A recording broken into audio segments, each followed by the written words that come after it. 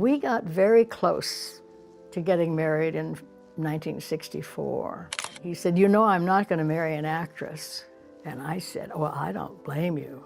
I wouldn't wish that on anybody." And I actually didn't want to marry him. Today, we are diving into a side of Angie Dickinson that almost no one talks about. The top 6 men she hated the most. And I'm talking about some of the biggest names, the kind of people everyone else seemed to love. But Angie, oh no, she couldn't stand them. She had a radar for nonsense, and she wasn't afraid to call it out. And here's the thing.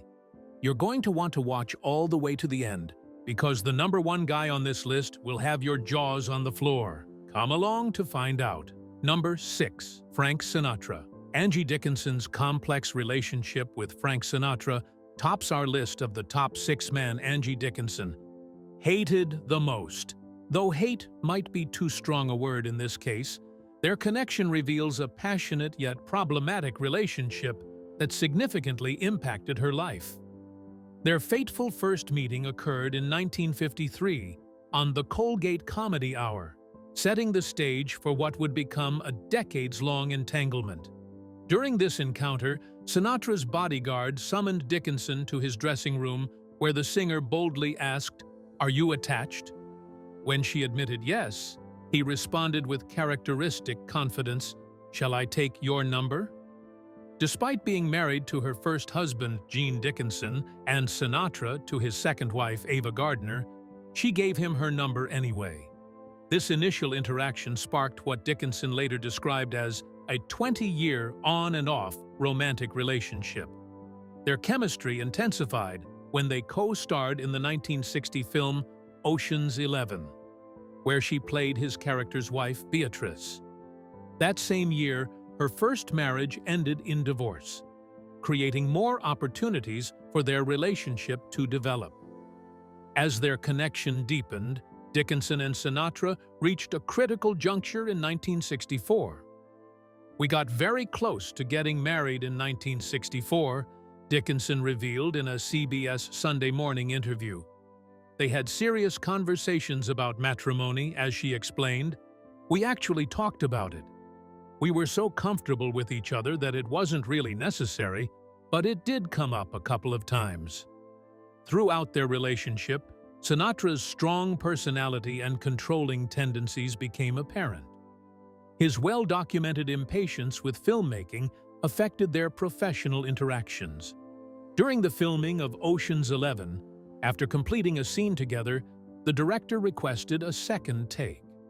According to Dickinson, "We knew we had it right the first time, but rather than complying with the director's wishes, Sinatra simply went home."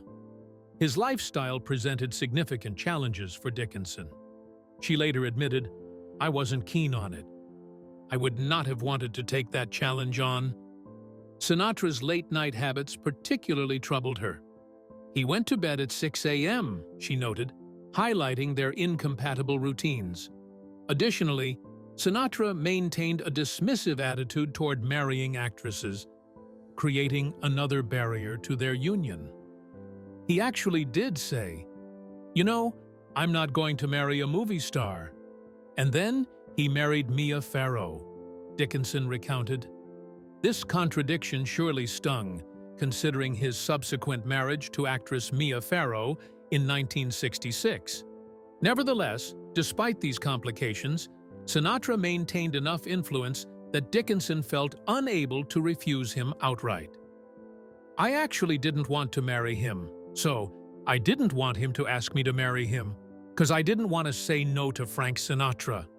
In spite of their relationship's challenges, Dickinson consistently expresses profound admiration and affection for Sinatra decades later.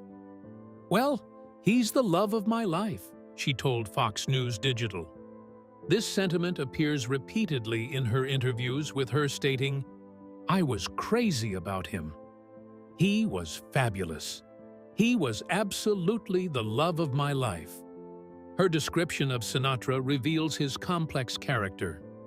He was an extraordinary talent, to say the least. When you look at his ability to act and sing, he didn't always take challenges. But I think he could have sung anything.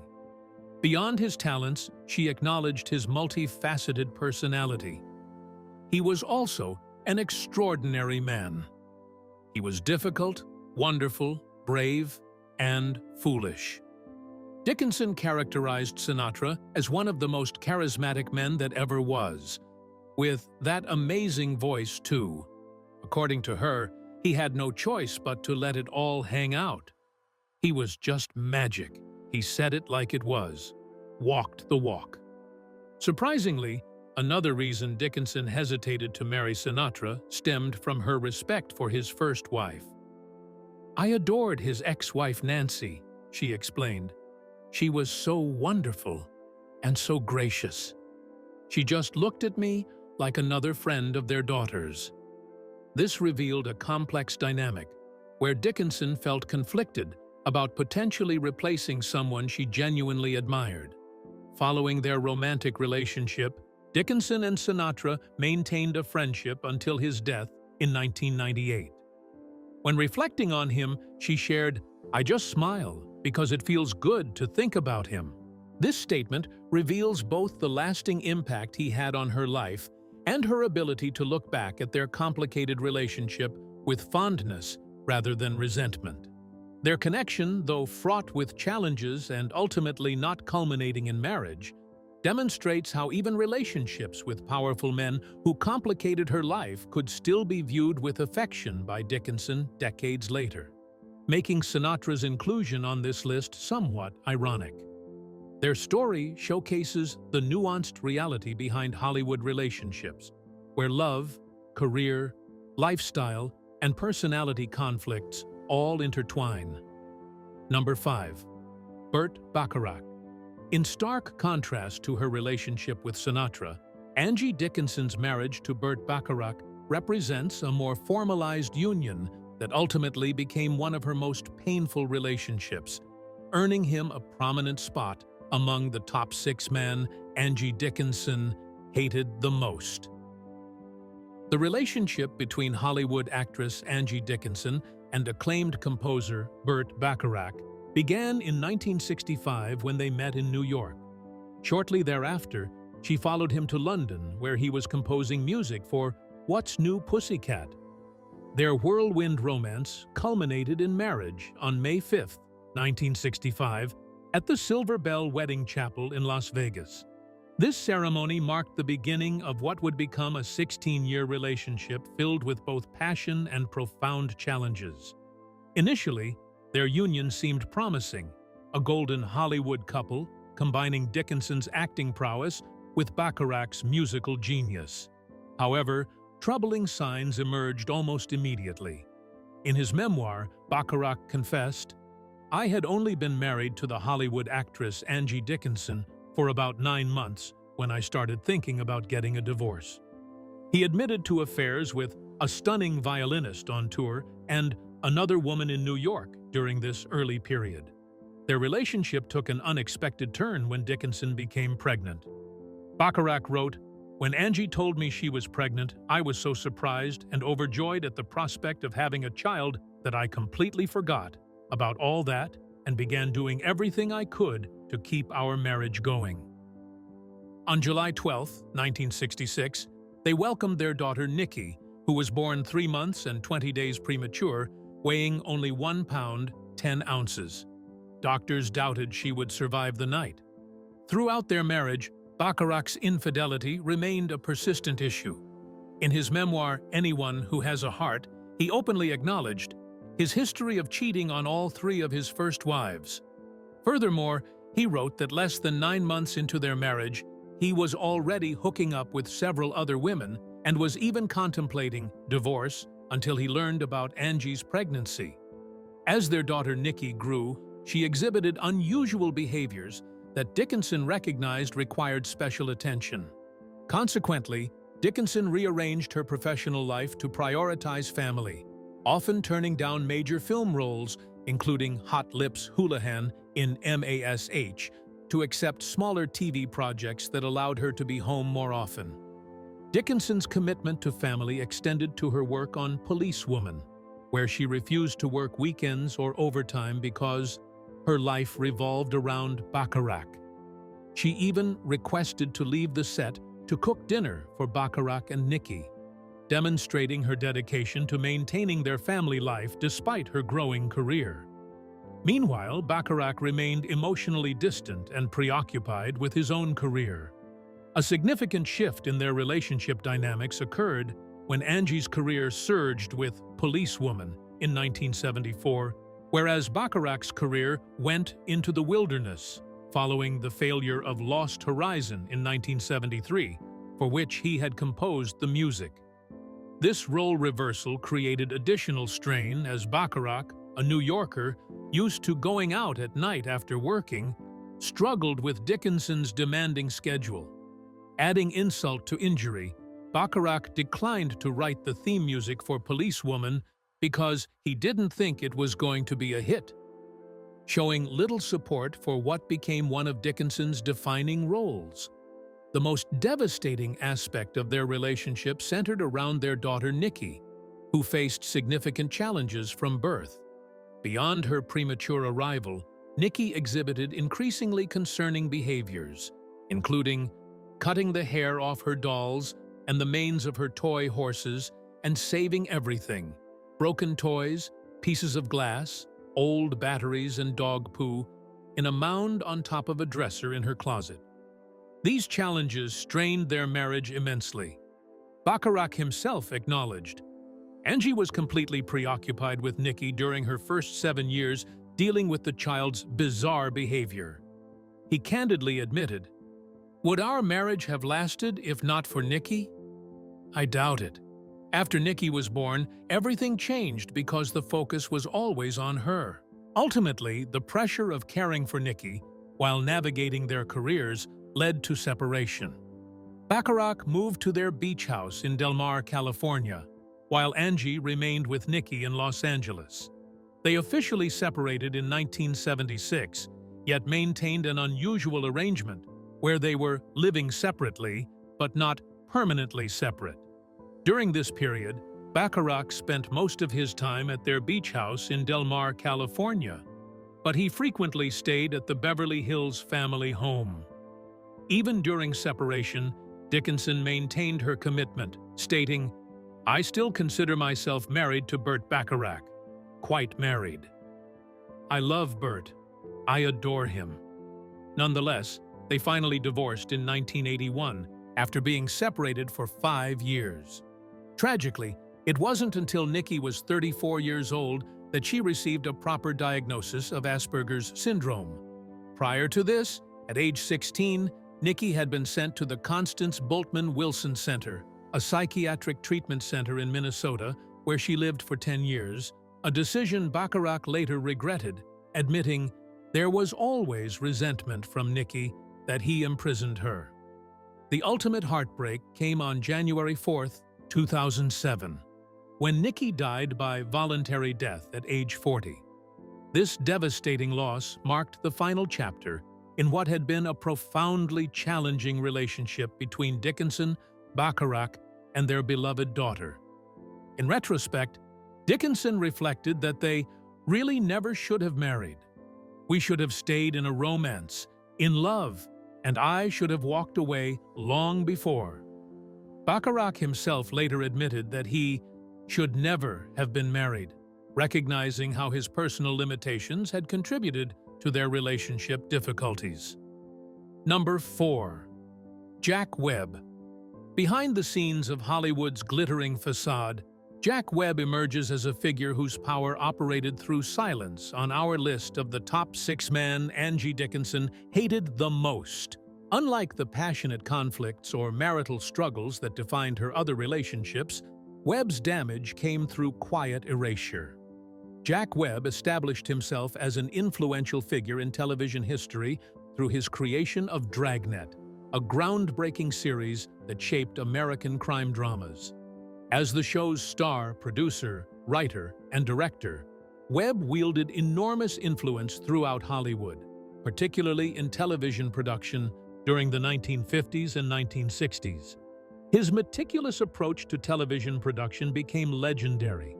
Actors read lines cold from cue cards to achieve the emotionless delivery that became his trademark. Every Dragnet script required approval from the Los Angeles Police Department before filming, showcasing Webb's dedication to procedural accuracy. Dickinson and Webb's professional paths crossed early in her career when she was being considered for a recurring role in one of Webb's crime dramas. Their initial meeting appeared promising. Webb noted she stood out from the crowd and had something different in her eyes when discussing her recent TV performance. The screen test went well, and chemistry with the star actor was evident. Her representative even called to say things looked good. Indeed, for Dickinson, this represented a potentially career-changing opportunity at a time when Webb's productions dominated television ratings. His shows provided steady work for actors in an industry known for unpredictability. Everything changed, essentially overnight. Late that same evening, Dickinson received a call not from Webb himself, but from a staff producer delivering a terse message. The role was no longer available, with no explanation offered. The rejection itself wasn't unusual in Hollywood, yet what followed revealed Webb's true nature. Within 24 hours, 3 additional upcoming roles Dickinson had been negotiating for weeks suddenly disappeared. Confirmed meetings vanished from her calendar without explanation.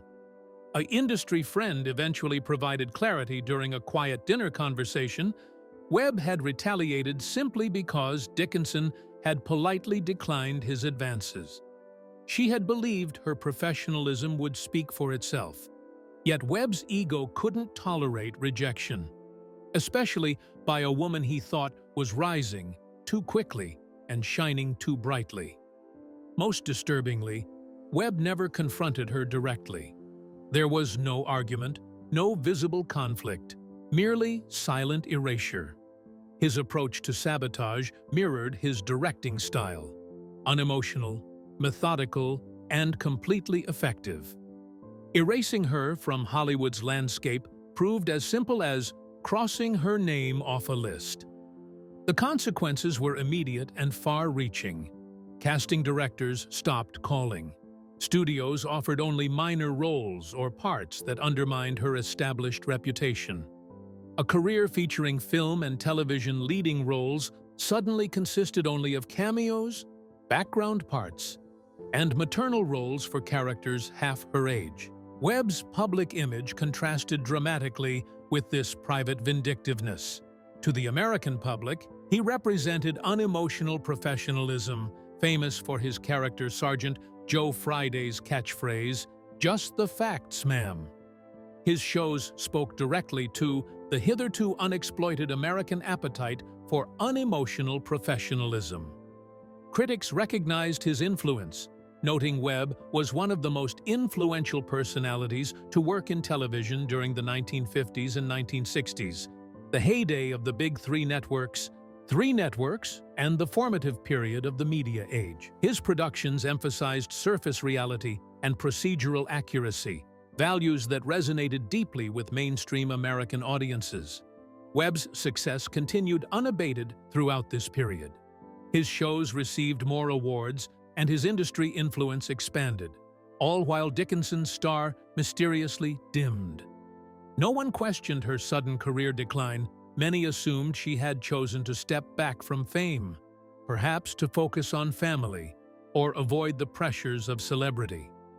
Speaking out against such powerful figures proved impossible in Hollywood's power structure. Dickinson understood that calling out Webb's behavior wouldn't just be risky, it would be career death. In the entertainment industry of that era, powerful men who engaged in quiet sabotage weren't punished. They received development deals and artistic freedom. Even after Webb's death in 1982, his legacy remained untarnished. The television pioneer received posthumous accolades, with his shows rerun as tributes and books written about his contributions. Meanwhile, the women whose careers he damaged remained largely unheard, their stories overshadowed by his cultural impact. For Dickinson, Webb represented something uniquely destructive, not a lover who betrayed her or a husband who disappointed her, but a gatekeeper who demonstrated how completely a woman's career could be erased through whispered words and silent phone calls. Number 3. Larry King. The fourth man on our list of the top 6 men,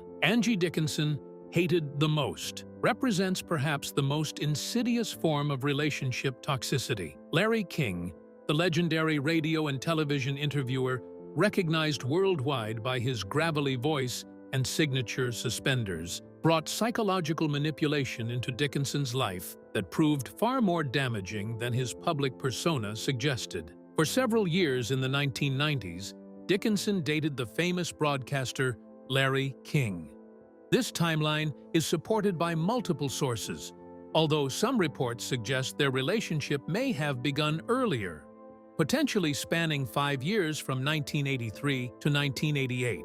Regardless of the exact time frame, their connection mixed Hollywood glamour with media fame, making them a recognizable couple in entertainment circles. Their relationship appeared ordinary from the outside. As one account describes it, for several years, Angie and King were a familiar sight together. Yet beneath this veneer of normalcy lurked something far more complex. Unlike her previous relationships that mixed passion with problems, King's interaction with Dickinson operated on an entirely different level, one based primarily on psychological domination, subtle coercion, and emotional erosion.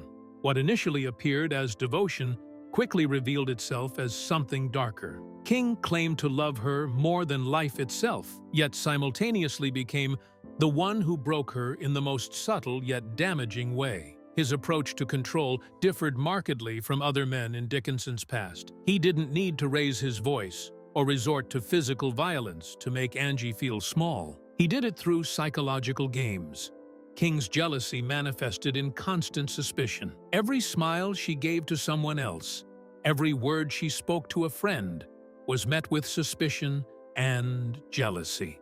Moreover, he began to systematically dismantle her life, isolating her from her friends, from her career, and from the happiness she once had. This methodical approach to control reflected what Dickinson later realized wasn't love at all, but rather a prison, silent, invisible, and suffocating. His unpredictable emotional reactions created an environment of constant anxiety. Every compliment she gave someone else would trigger his rage. Every time she was late, he would explode. Every moment of joy was met with hostility, every success overshadowed by insecurity. This pattern of psychological manipulation created a situation where Dickinson's autonomy gradually eroded under King's overwhelming presence. When Dickinson attempted to break free from this toxic relationship, King's behavior escalated to frightening extremes. In one particularly disturbing incident, when Angie tried to leave him, Larry would lash out in extreme ways. He once smashed his own head into a mirror, bleeding onto Angie's shoulder, all while whispering through gritted teeth, "I love you so much. It's driving me crazy." This episode epitomized the psychological prison King had constructed, using self-harm as a manipulation tactic to maintain control. For Dickinson, the realization proved heartbreaking, not just because of the mistreatment, but because she realized that the love she had once felt was never love at all. It was a suffocating, controlling force that slowly and quietly stripped away her autonomy. Eventually, Dickinson managed to extricate herself from King's psychological grip, though the experience left lasting emotional scars. Unlike her relationship with Sinatra, which she often discusses fondly despite its complications, or her marriage to Bacharach, which she speaks of with mixed emotions, Dickinson rarely addresses her time with King publicly, suggesting the profound impact his emotional manipulation had on her life. At 93, as Dickinson finally breaks her silence and reveals the shocking truth about the men who impacted her life negatively, King emerges as perhaps the most subtly destructive, a man whose weapons weren't physical or professional, but psychological, wielded with precision against a woman who had already weathered so many storms in both her personal and professional life. In the quiet aftermath of their relationship, Dickinson was forced not only to rebuild her confidence, but also to redefine her understanding of love, trust, and control. Number 2. Johnny Carson. Johnny Carson stands as a uniquely complex figure on the top 6 men Angie Dickinson hated the most. Unlike others whose impact stemmed from romance or professional sabotage, Carson blended friendship with betrayal. Throughout the 1970s and 1980s, Dickinson frequently appeared on The Tonight Show, creating memorable television moments with Carson. Their witty exchanges captivated audiences nationwide, specifically during one appearance when Carson questioned her fashion choices. "I had a funny outfit on." Funny to Johnny, Dickinson once recalled, and he said, "Tell me, do you dress for women or do you dress for men?" And I said, "I dress for women. I undress for men." This quick-witted response demonstrated their natural chemistry that delighted viewers. Behind this on-screen camaraderie, a personal connection developed. In 1983, Carson and Dickinson briefly dated, creating what she described as a possible romantic relationship. Yet, as Dickinson later explained, the timing was never right for anything more serious to develop. In subsequent years, whenever asked about Carson, she typically responded with careful diplomacy, once telling Larry King simply that Johnny was a wonderful man, very charming, very fun. What should have been a career highlight for Dickinson, receiving a Lifetime Achievement Award on The Tonight Show, instead became a profound betrayal, as press hailed it as a triumphant return for the star of Rio Bravo and Policewoman. Backstage events told a different story. Before the broadcast, Carson discovered a deleted scene from one of Dickinson's films where she mentioned a producer connected to past controversies. Instead of discussing this privately, Carson approached her with what appeared to be warmth, then whispered, "I just spared you from embarrassment. Don't make me regret it." The true blow came during the live broadcast. As Carson introduced her, he said, "Angie Dickinson, a timeless icon who knows when to speak and when to hold her peace." While the audience responded with enthusiastic applause, Dickinson immediately recognized these words for what they truly were: a veiled warning to remain silent. In television's golden era, Carson wielded immense industry influence. His power operated through a system where, if he liked you, you worked. If he didn't, you vanished. For those who crossed him, there were no official bans, no public declarations. If Johnny didn't want you back, you just didn't get the call. No explanation, no closure. After the incident, Dickinson noticed her name fading from award nominations and industry circles, a quiet but deliberate erasure. This subtle blacklisting demonstrated Carson's infamous ability to affect careers with minimal effort. As industry insiders understood, when he shut someone out, others followed suit. Producers stopped calling. Studio execs got nervous. Publicists quietly moved on. What made Carson's actions particularly hurtful was not merely their professional impact. As Dickinson reflected, "I didn't need his affection. I needed his loyalty. But he chose the spotlight over our friendship." The betrayal transformed what should have been a celebration of her legacy into what she later described as her deepest humiliation. This pattern mirrored Carson's treatment of other celebrities who fell from favor, becoming once Carson's favorite, then suddenly invisible. No tribute, no apology, just silence. For Dickinson, his actions represented not just a professional setback, but the painful realization that their friendship had limits defined entirely by Carson's self-interest. Number 1. Lee Marvin. Completing our top 6 men, Angie Dickinson hated the most. Lee Marvin represents a professional challenge unlike any other. A man whose intimidating presence both frustrated yet ultimately earned her respect. Dickinson collaborated with Marvin most notably in the 1967 crime drama Point Blank, playing Chris, a character she described as another mixed-up dame. Their professional relationship extended beyond this film. They previously worked together on television in M Squad and appeared in Bob Hope specials, making Marvin the actor Dickinson worked with more frequently than any other actress. Their rapport, while layered with tension, was built on consistency and professional trust over time. One memorable scene in Point Blank showcases their intense on-screen dynamic. While filming a confrontation where her character attacks Marvin's walker with a pool cue, Dickinson accidentally struck him for real. "I nicked him. I got him on the cheek," she recalled about the incident. "And you can't cover up blood.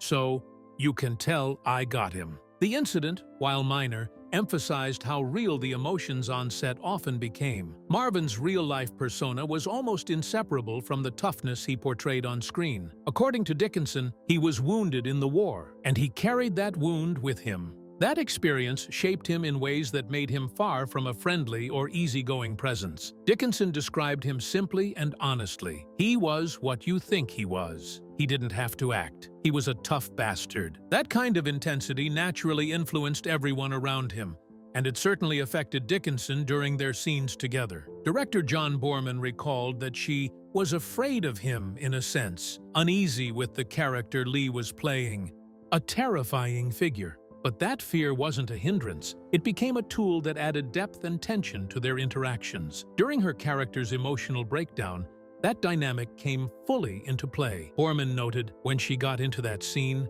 she really went for it. She went beyond what was required, suggesting that Marvin's real-life intensity drew out a raw, unfiltered performance that might not have emerged otherwise. Beneath Marvin's gruff exterior, Angie Dickinson saw a side of him that not everyone could. She described him as fairly warm, but you couldn't see it.